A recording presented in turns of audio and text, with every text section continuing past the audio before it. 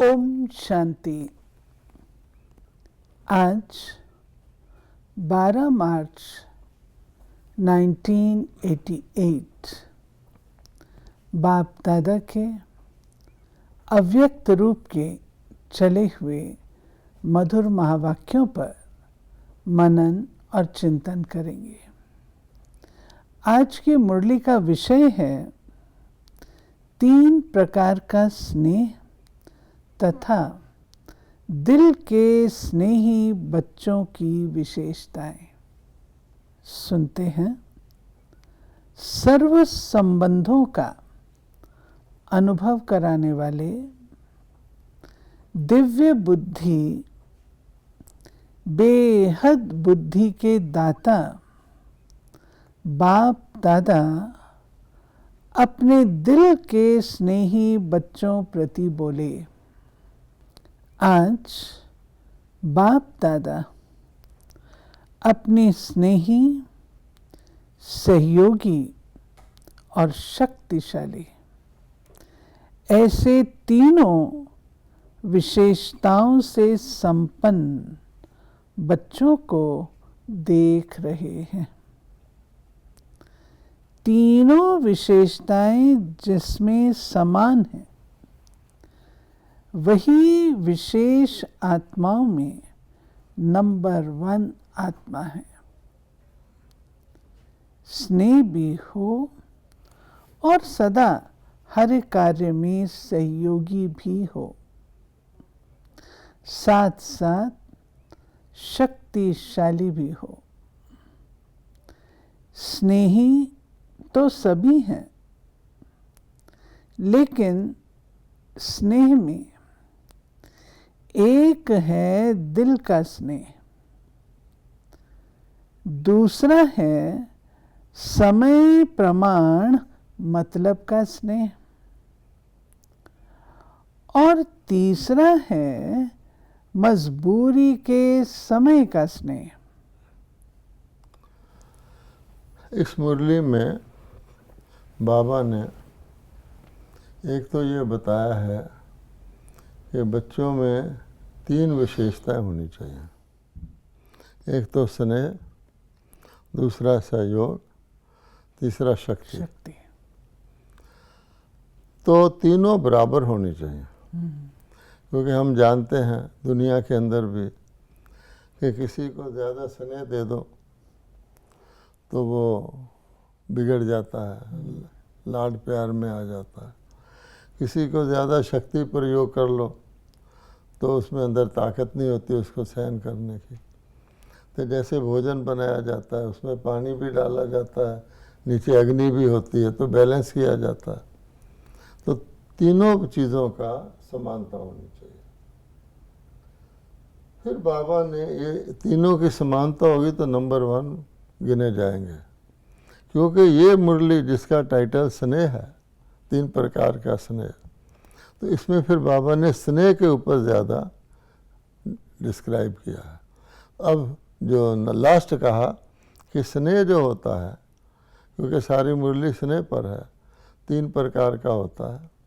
एक तो सच्चे दिल का, और एक मतलब का कि जब ज़रूरत पड़ी, दुनिया में होता ही है कि ज़रूरत पड़ी भगवान को याद कर लिया, उसके बाद छुट्टी। कहते भी हैं दुख में सिमरन सब करे, सुख में करे ना कोई। और फिर मजबूरी का कि दिखाना पड़ता है स्नेह, कि ऐसे परिस्थितियाँ आती हैं, सारे लोग स्नेह कर रहे हैं तो कोई व्यक्ति ना दिखाए तो पता लग जाता है कि ये व्यक्ति स्नेही नहीं है। तो मजबूरी का, जैसे किसी जगह मजबूरी से जाया जाता है, जिसको कहते हैं रस्म निभाने के लिए। जो दिल का स्नेही है, उसकी विशेषता ये होगी कि सर्व संबंध और सर्व प्राप्ति सदा सहज और स्वतः अनुभव करेंगे। अब निशानी बताई है, क्योंकि प्राप्ति संबंध से होती है।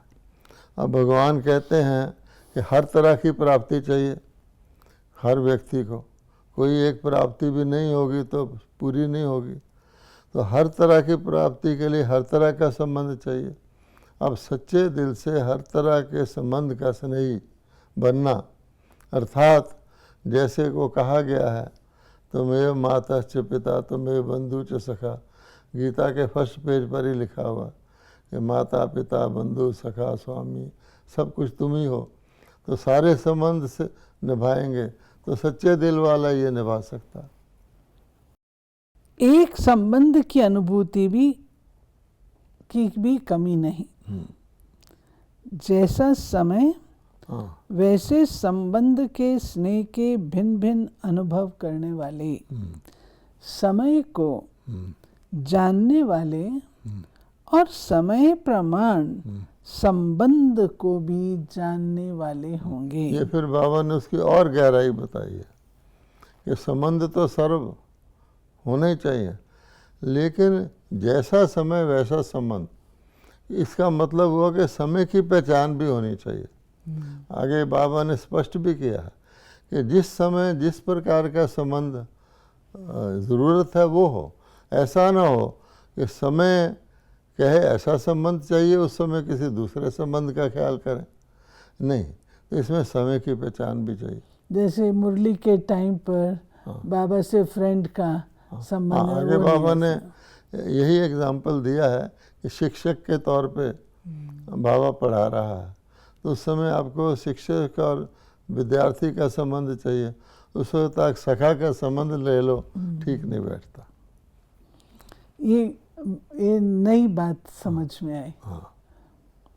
अगर बाप जब शिक्षक के रूप में श्रेष्ठ पढ़ाई पढ़ा रहे हैं, ऐसे समय पर शिक्षक के संबंध का अनुभव न कर सखा रूप की अनुभूति में मिलन मनाने व रूह रूहान करने में लग जाएं, तो पढ़ाई के तरफ अटेंशन नहीं होगा। पढ़ाई के समय अगर कोई कहे कि मैं आवाज़ से परे स्थिति में बहुत शक्तिशाली अनुभव कर रहा हूँ, तो पढ़ाई के समय क्या ये राइट है? क्योंकि जब बाप शिक्षक के रूप में पढ़ाई द्वारा श्रेष्ठ पद की प्राप्ति कराने आते हैं, तो उस समय टीचर के सामने गॉडली स्टूडेंट लाइफ ही यथार्थ है। इसको कहा जाता है समय की पहचान प्रमाण संबंध की पहचान, और संबंध प्रमाण स्नेह की प्राप्ति की अनुभूति।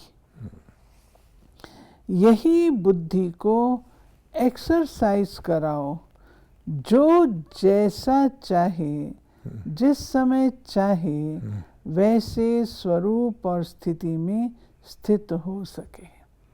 यानी समय को पहचानना बहुत आवश्यक है, क्योंकि अब टीचर से गॉडली स्टूडेंट पढ़ रहा है, तो उसका स्नेह कैसे इमर्ज होगा कि देखो स्वयं परमात्मा परम धाम से हमको पढ़ाने आते हैं और कितनी ऊंची पढ़ाई पढ़ाते हैं मनुष्य देवता बनने।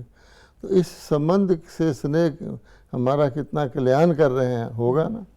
अगर समय के अनुसार नहीं पहचाना तो संबंध जुड़ेगा नहीं, और कोई संबंध का ख्याल करेंगे। यह जैसे बाबा ने कहा कि अगर बिल्कुल योग युक्त अवस्था भी उस वक्त सोचते हो, वो भी अप्रोप्रिएट नहीं है।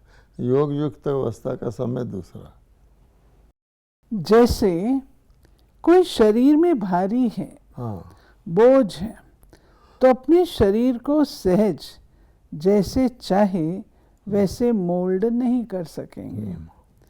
ऐसे ही अगर मोटी बुद्धि है, अर्थात किसी न किसी प्रकार का व्यर्थ बोझ व व्यर्थ किचड़ा बुद्धि में भरा हुआ है, कोई न कोई अशुद्धि है, तो ऐसी बुद्धि वाला जिस समय चाहे वैसे बुद्धि को मोल्ड नहीं कर सकेगा। बिल्कुल स्पष्ट है। जैसे पेट्रोल भी डालते हैं तो जो मोटर कार में पेट्रोल पड़ता है वो और तरह का होता है, जो हवाई जहाज़ में पड़ता है वो रिफाइंड होता है, वो और तरह का होता है, और जो रॉकेट में फ्यूल पड़ता है वो बहुत रिफाइंड होता है, तभी रॉकेट चल सकता है। आप मोटर कार के फ्यूल से रॉकेट नहीं चला सकते। तो इसमें बाबा ने रिफाइनमेंट बताई है कि मोल्ड करना, अर्थात सारी चीज़ का सार तो मोल्ड करना ही है कि समय के अनुसार व्यक्ति मोल्ड कर सके। जैसे दुनिया में होता है, आप किसी के घर जाते हैं, आप देखते हैं वहाँ कोई शोक का स्थिति है, किसी ने शरीर छोड़ दिया, कोई बीमार है, तो आप वहाँ जा कर के उसी अनुसार अपने आप को प्रेजेंट करते हैं, उनकी सहानुभूति दिखाते हैं। उसमें हंसी मजाक तो अच्छा नहीं लगेगा। और किसी खुशी का मौका है, वहाँ आप बिल्कुल ऐसा मुंह बना के चले जाएं तो भी अच्छा नहीं लगता। तो मोल्डिंग तब आ सकती है अगर व्यक्ति हर वक्त अलर्ट रहे, हर वक्त एवर रेडी रहे। अगर नहीं करेगा तो उसके पिछले का असर आ जाता है। दुनिया में हम रोज़ देखते हैं लोग ऑफिस से घर आते हैं, तो ऑफिस में कोई उनको प्रॉब्लम या परेशानी होती है तो घर आके परिवार के साथ भी वो वैसे ही व्यवहार करना शुरू कर देते हैं। परिवार वाले सोचते हैं कि ज़रूर वहाँ कुछ हुआ है इसलिए ऐसे कर रहा है। तो मोल्ड वाला जो होगा वो जब घर आएगा तो वहाँ का टेंशन वहीं छोड़ के आएगा।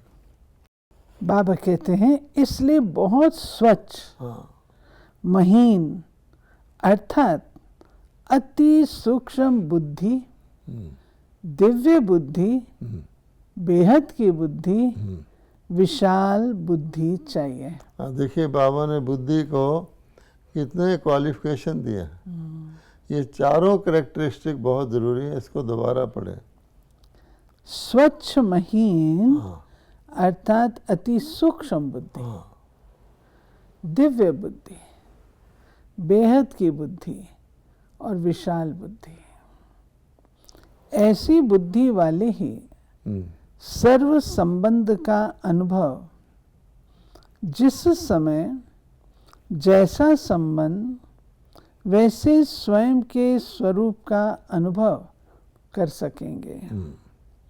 तो स्नेही सभी हैं, लेकिन सर्व संबंध का स्नेह समय प्रमाण अनुभव करने वाले सदा ही इसी अनुभव में इतने बिजी रहते, हर संबंध के भिन्न भिन्न प्राप्तियों में इतना लवलीन रहते, मगन रहते, जो किसी भी प्रकार का विघ्न अपनी तरफ झुका नहीं सकता है। इतने लवलीन रहते हैं, इतने बिजी रहते हैं कि उनको और चीज़ का इंटरफेरेंस आता ही नहीं। नहीं तो क्या होता है, व्यक्ति अगर सब चीज़ों का ध्यान न रखे, समय का, समय के अनुसार संबंध का, संबंध के अनुसार प्राप्ति का, तो उसको कभी कभी स्नेह की फीलिंग आएगी। जैसे मान लीजिए कोई व्यक्ति गीत बहुत अच्छा गाता है, अच्छा उसकी विशेषता है। अब ऐसा मौका आए जब वो गीत गाए, ऐसी सभा हो, तो उसको कितनी खुशी मिलती है, लोग ताली बजाते हैं। लेकिन अगर वो सिर्फ इसी विशेषता के आधार पर सोचे कि मुझे सर्व संबंधों का स्नेह मिल जाएगा, नहीं, क्योंकि ये तो एक विशेषता है। अन्य परिस्थितियों में भी वो उतना ही खुश रहे, जिसको बाबा एक रस अवस्था कहता है। तो एक रस अवस्था अर्थात समय की पहचान, ये समय के अनुसार संबंध मोल्ड करे, फिर उस संबंध को धारण करे, फिर उससे प्राप्ति करे। बाबा कह रहे हैं इसलिए स्वतः ही सहज योगी स्थिति का अनुभव करते हैं। इसको कहता है नंबर 1 यथार्थ स्नेही आत्मा। स्नेह के कारण ऐसी आत्मा को समय पर बाप द्वारा हर कार्य में स्वतः ही सहयोग की प्राप्ति होती रहती है। ऊपर से तो ये कहने में आता है कि इस कारण से होती रहती है, वास्तव में ऑटोमेटिकली जब वो अप्रोप्रिएट टाइम पे अप्रोप्रिएट संबंध जोड़ेंगे, उसकी प्राप्ति होगी तो नेचुरली हो जाएगी कि नहीं हो जाएगी। इस कारण स्नेह अखंड, अटल, अचल, अविनाशी अनुभव होता है। बाबा ने स्नेह की भी अब बता दी डिग्रियां जो है। अखंड, अटल, अचल, अविनाशी। अब यही चीज़ें जो भगवान कहता है सतयुग की जो राजधानी होती है वो अचल, अखंड, निर्विघ्न होती है, तो वो इसी आधार से होती है कि समय की वहाँ पहचान है। यह है नंबर 1 स्नेही की विशेषता। दूसरे तीसरे का वर्णन करने की तो आवश्यकता ही नहीं, क्योंकि सब अच्छी तरह से जानते हो। नीचे वाली स्टेजेस का तो सब अनुभव भी करते हैं, ये बाबा ने टॉप स्टेज बताई। इसीलिए सतयुग में जब बोलते हैं वहाँ क्या होगा, तो पहले यही बात कहते हैं, हर चीज़ ठीक समय पर, ठीक स्थान पर, ठीक विधि से होती है। तो पहले तो समय आता है ना। तो बाप दादा ऐसे स्नेही बच्चों को देख रहे थे। आदि से अब तक स्नेह एक रस रहा है। वह समय प्रमाण, समस्या प्रमाण, ब्राह्मण आत्माओं के संपर्क प्रमाण बदलता रहता है। इसमें भी फर्क पड़ जाता है ना। आज स्नेह का सुनाया, फिर सहयोग और शक्तिशाली, तीनों विशेषता वाली आत्मा का महत्व सुनाएंगे। तीनों ही जरूरी है। आप सब तो ऐसे स्नेही हो ना, प्रैक्टिस है ना। जब यहाँ बुद्धि को स्थित करने चाहो ऐसे कर सकते हो ना। जब और जहाँ बुद्धि को स्थित करना चाहो, क्योंकि दुनिया में आप देखेंगे यही होता है, जिसको लोग कहते हैं एकाग्रता, फोकस।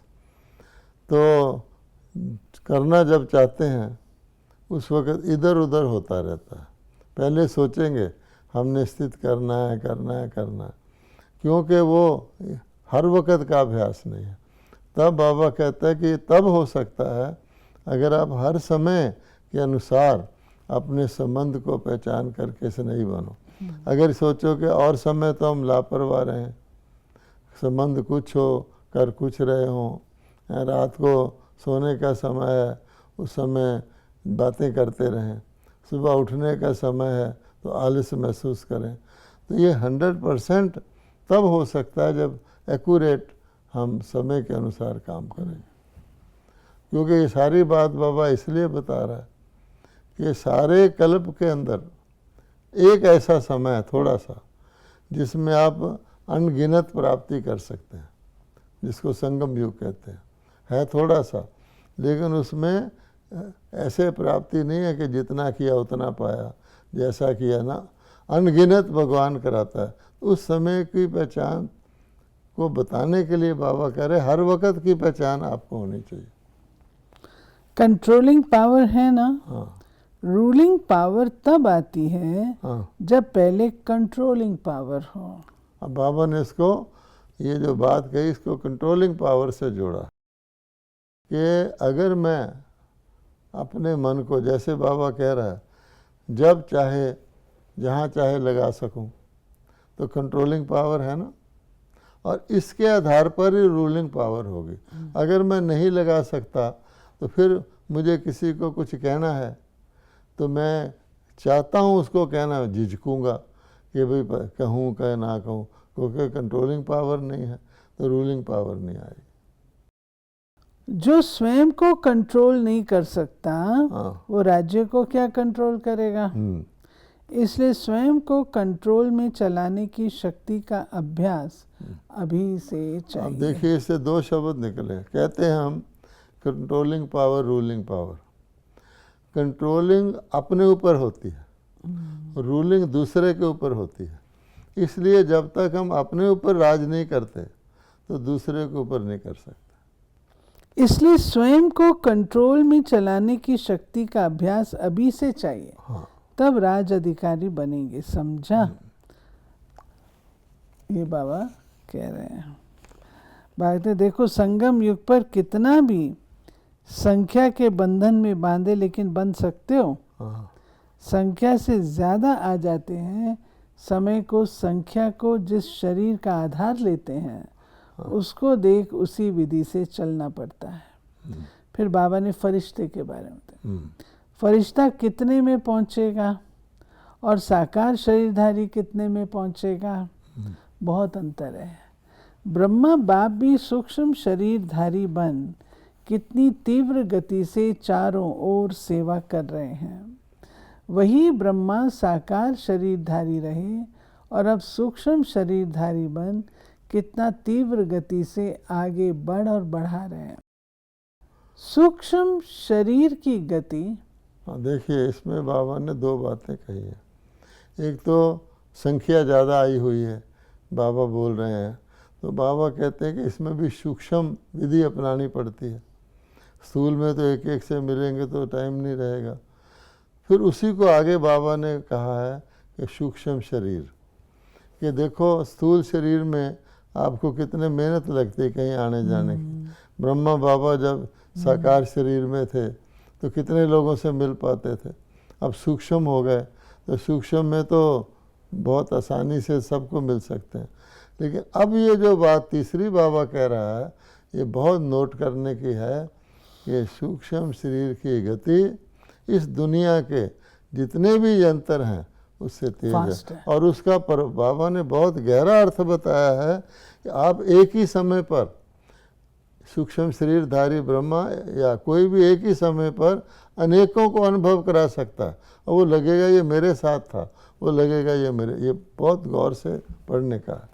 सूक्ष्म शरीर की गति हाँ, इस दुनिया के सबसे तीव्र गति के साधनों से तेज है। हाँ, एक ही सेकंड में उसी समय अनेकों को अनुभव करा सकते हो। हाँ, जो सब कहेंगे हमने इस समय बाप को देखा, हाँ, बाप से मिले, हर एक समझेगा मैंने रूरवान की, हाँ, मैंने मिलन मनाया, हाँ, मेरे को मदद मिली, क्योंकि तीव्र गति के कारण एक ही समय पर हर एक को ऐसा अनुभव होता है जैसे मैंने किया। ये बड़ी गहरी बात है। तो फरिश्ता जीवन बंधन मुक्त जीवन है। इसमें दिखाते हैं ना कृष्ण के साथ हर गोपी कह रही मेरे साथ कृष्ण है, तो वही बात बाबा ने स्पष्ट की। भल सेवा का बंधन है, लेकिन इतना फास्ट गति है जो जितना भी करे उतना करते हुए भी सदा फ्री है। फरिश्ता जितना ही प्यारा उतना ही न्यारा, कराते सबसे हैं लेकिन कराते हुए भी अशरीरी फरिश्ता होने के कारण सदा ही स्वतंत्रता की स्थिति का अनुभव होता है, क्योंकि शरीर और कर्म के अधीन नहीं है। देखा, ये दो बातें बाबा ने फरिश्ते की क्वालिटी बताई है।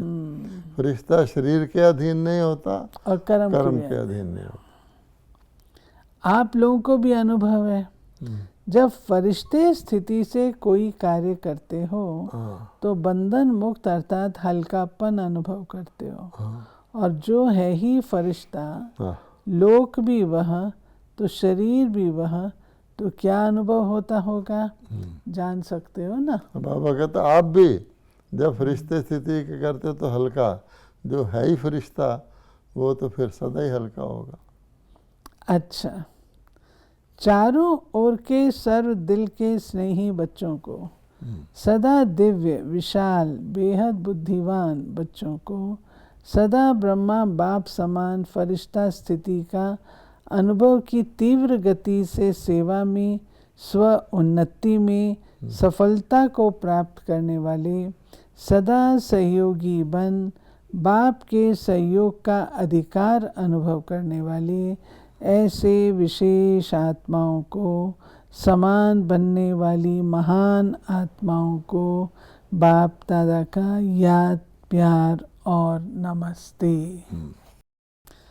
तो ये थी प्यारे बाबा की आज की मुरली, जिसमें बाबा ने हम बच्चों को, जो दिल के स्नेही बच्चे हैं, उनकी निशानी और वो स्नेह कैसे निभाना है उसकी निशानी, और जो फरिश्तेपन की तीव्र गति की सेवा बाबा ने बताई, वह आज के वर्तमान समय से सटीक उतरती है। ये फरिश्तेपन की इस स्थिति से सेवा करने का आनंद आजकल विशेष रूप से ले सकते हैं। ओम शांति।